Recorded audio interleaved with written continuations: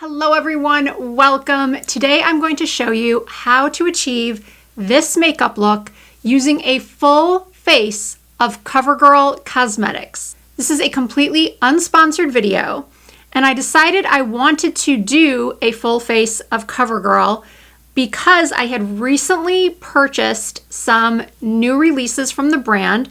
I spoke about one of them, this jelly water tint, in my most recent favorite drugstore products video. And I thought to myself, you know what?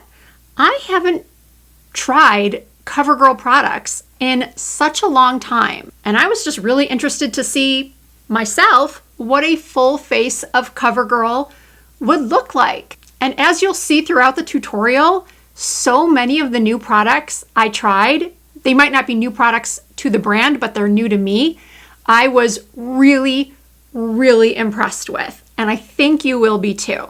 So if you'd like to see how I achieved this look using a full face of affordable, cruelty-free products from COVERGIRL, then please keep on watching. I'm starting with the COVERGIRL True Blend Undercover Concealer, using that as my eyeshadow primer. I'm placing that from the lash line all the way up to the brow, blending it out with a brush.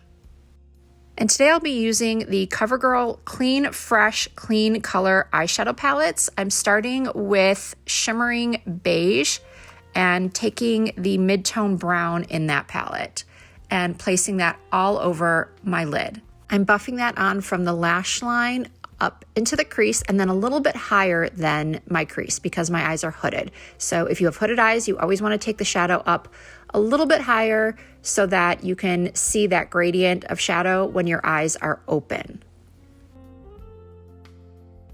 Then I switched over to the Golden Toffee palette and I took a slightly darker matte brown, gently, very gently pulled my eye taut so that I could get to the outer corners with a tiny crease brush and pat on some darker color on the outer V of my eyes. I know you hear time and time again to never pull on the skin, but when you have hooded eyes and or you get to be a certain age, a gentle pulling of the skin is necessary to get the correct eyeshadow placement. Otherwise, the shadow can end up looking very patchy.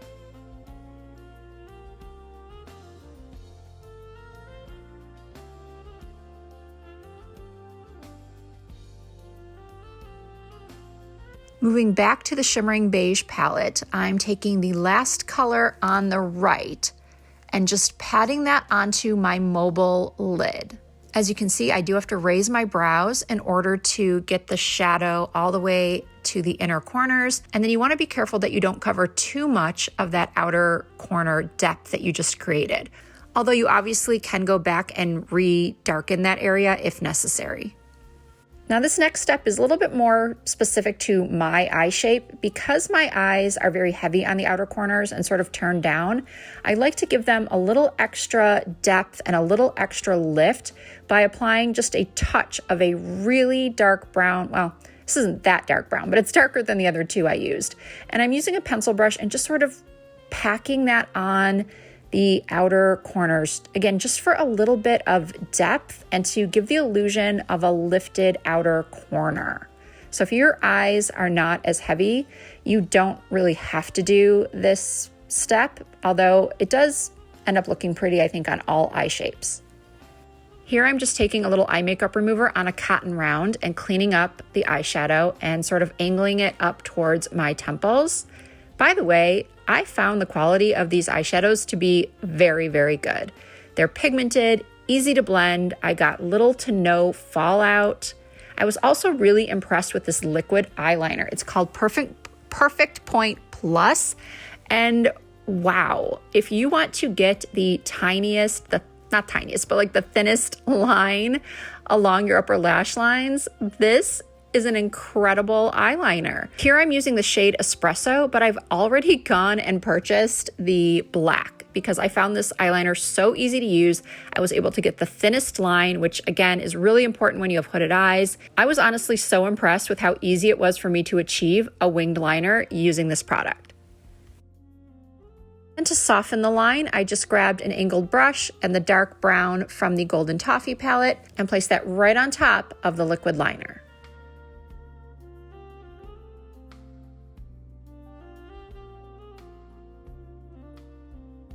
After curling my lashes, I applied the CoverGirl Lash Blast Volume Mascara.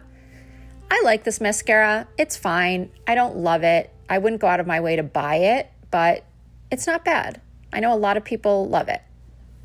It definitely gives the lashes volume, but I don't find that it gives me enough length. For foundation, I'm using the Simply Ageless Cream Foundation, which I think is incredibly underrated.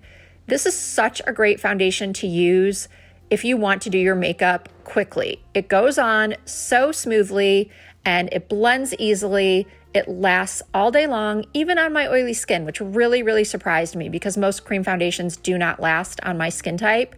And it's just compact, easy to throw in a makeup bag or take it for traveling. I'm going on vacation soon and I am definitely going to be packing this in my makeup bag because I just was so impressed with it. And I'd used it before and loved it then. And for some reason, I just kind of set it aside, which happens a lot as a content creator. But now that I've been reminded just how good it is, I'll definitely be using it a lot more. Another forgotten yet fantastic product in my makeup collection was the True Blend Undercover Concealer.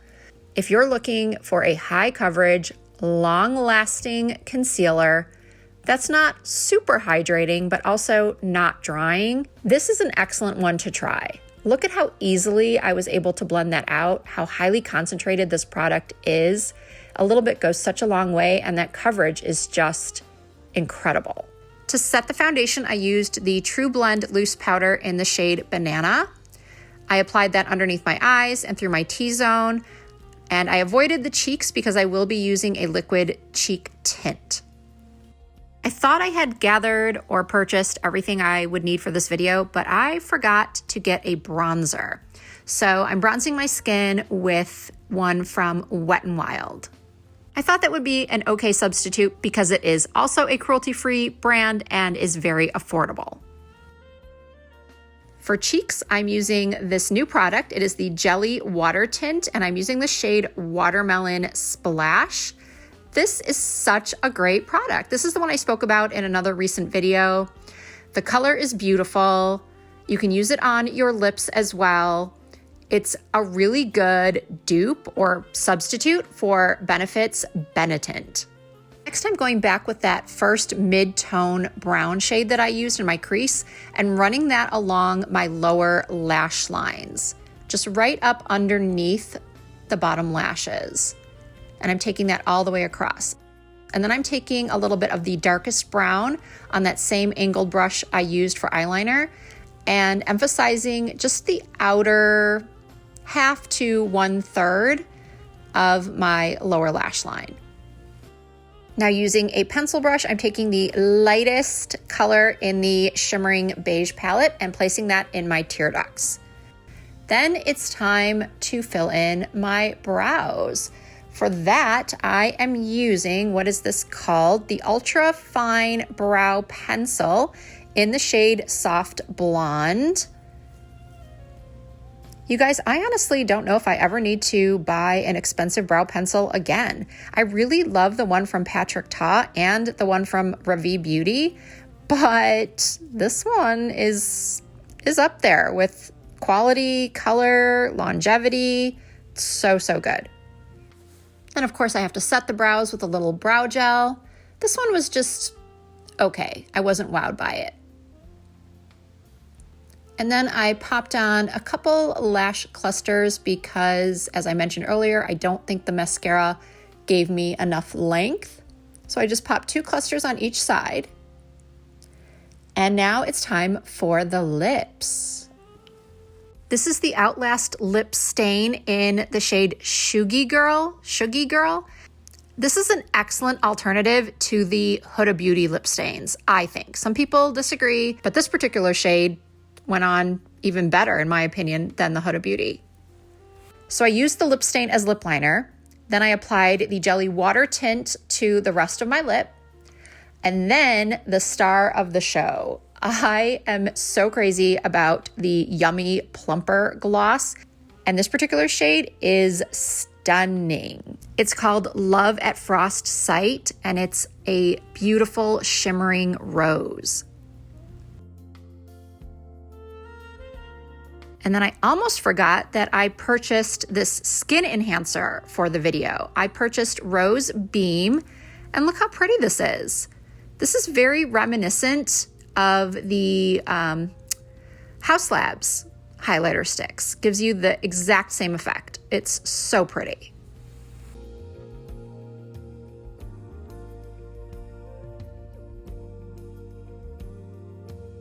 So this is the completed look.